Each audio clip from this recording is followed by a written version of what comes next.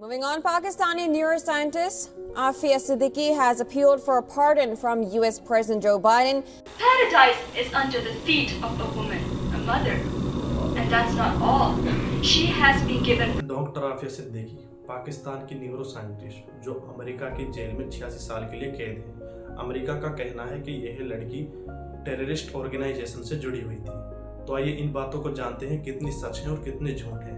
सबसे पहले बात की जाए डॉक्टर आफिया सिद्दीकी के बैकग्राउंड के बारे में। तो डॉक्टर आफिया सिद्दीकी 2 मार्च सन 1972 को पाकिस्तान के शहर कराची में पैदा होती हैं। वहीं से यह अपनी स्कूली पढ़ाई पूरी करने के बाद स्टूडेंट वीज़ा में साल 1990 में अमेरिका की एक यूनिवर्सिटी ह्यूस्टन टेक्सास में अपनी ग्रेजुएशन की पढ़ाई के लिए चली जाती। तो 3 सेमेस्टर्स के बाद इनका अमेरिका की जानी मानी यूनिवर्सिटी MIT में ट्रांसफ़र हो जाता है।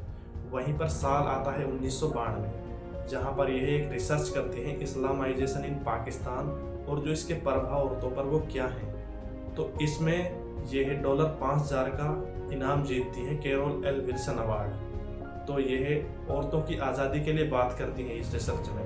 तो अब आता है साल 1995। साल 1995 में डॉक्टर आफिया सिद्दीकी अपनी ग्रेजुएशन से फारिग होने के बाद एक न्यूरो साइंटिस्ट बन जाती है। न्यूरो साइंटिस्ट उसको कहते हैं जो स्टडी करता है नर्वस सिस्टम की, ब्रेन और न्यूरॉन्स के फंक्शंस की। साल आता है 2001।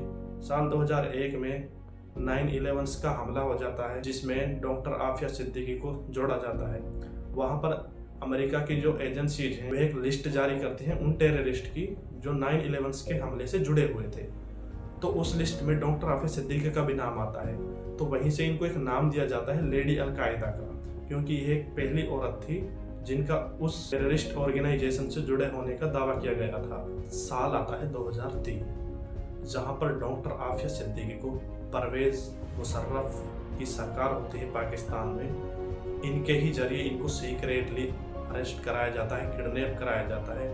किडनैप कराने के बाद इनको US के लिए हैंड ओवर कर दिया जाता है। अब बहुत से लोगों का यह मानना था कि डॉक्टर आफिया सिद्दीकी के पास कुछ ऐसा फॉर्मूला था जो बायोलॉजिकल वेपन बना सकता था। तो इस बात को छोड़ते हुए इनको 2003 से 2008 तक अफगानिस्तान की एक जेल है बगराम एयरबेस, जहां पर इनको टॉर्चर किया जाता था। उसी के बाद साल 2008 में जब US को लगता है कि इस खबर को ज़्यादा दिन तक छुपाया नहीं जा सकता, तो यहाँ पर वे एक एजेंडा फैलाते हैं कि डॉक्टर आफिया सिद्दीकी को अफगानिस्तान पुलिस के जरिए अरेस्ट किया गया है। इंट्रोगेशन के लिए जाते हैं तो इनका कहना था जैसे ही हम इनके पास इंट्रोगेशन के लिए गए तो इन्होंने M4 राइफल से हमारे ऊपर गोली चलाई और वहीं पर हमारे एक ऑफिसर्स की डेथ हो गई।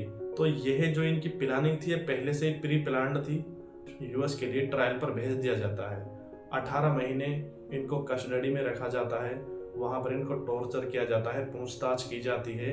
उसी के बाद साल आता है 2010, जब डॉक्टर आफिया सिद्दीकी का केस अमेरिका की एक कोर्ट में लड़ा जाता है। यहाँ पर US सोल्जर्स का यह कहना था कि जब हमने डॉक्टर आफिया सिद्दीकी को पकड़ा तो इनके पास हमें कुछ बायोलॉजिकल वेपन मिले और इनके पास कुछ ऐसे डॉक्यूमेंट्स थे जो यह चीज़ साबित करते हों कि यह अभी न्यूयॉर्क सिटी की किसी जगह पर हमला करने की तैयारी में थी। इन्होंने जब हमारे जो ऑफिसर्स इनके इंट्रोगेशन के लिए जाते हैं तो उनके ऊपर यह गोली चलाती हैं और अमेरिका के खिलाफ कुछ नारा बोलती हैं। तो इसी चीज़ को लेकर जो डॉक्टर आफिया सिद्दीकी की तरफ से जो वकील थी वह फॉरेंसिक रिपोर्ट के अनुसार यह चीज़ साबित करती है कि जो डॉक्टर आफिया सिद्दीकी का जिस गन हमले का बताया जा रहा है उस पर इनके कोई भी फिंगरप्रिंट्स नहीं है। और वह गन इतनी बड़ी है कि जिस कमरे में इंट्रोगेशन हुआ था उसमें आसानी से कोई ना कोई सुराग जरूर होता, लेकिन वहाँ पर ऐसा कोई भी डैमेज नहीं है रूम के अंदर जिसमें यह चीज़ साबित हो कि हाँ इन्होंने इनके ऊपर गोली चलाई थी। तो इनके सारे जो इल्ज़ाम हैं झूठे साबित हो जाते हैं। डॉक्टर आफिया सिद्दीकी भी इनसे यही बात कहती है कि जिस केस से मुझे जोड़ा जा रहा है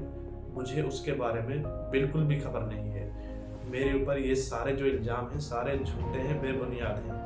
इनका यहाँ पर यह भी कहना था कि मुझे इन्होंने 5 साल से मुझे टॉर्चर करते आ रहे हैं, फिर भी जो US की जो कोर्ट है इनको गिल्टी मानती है और इनको 86 साल की सज़ा सुना देती है। 40 साल की सज़ा इस जुर्म में सुनाती है कि इसने एक US ऑफिसर्स को मारा और 30 साल की सज़ा इसको लेकर सुनाई जाती है कि US ऑफिसर पर हमला किया था।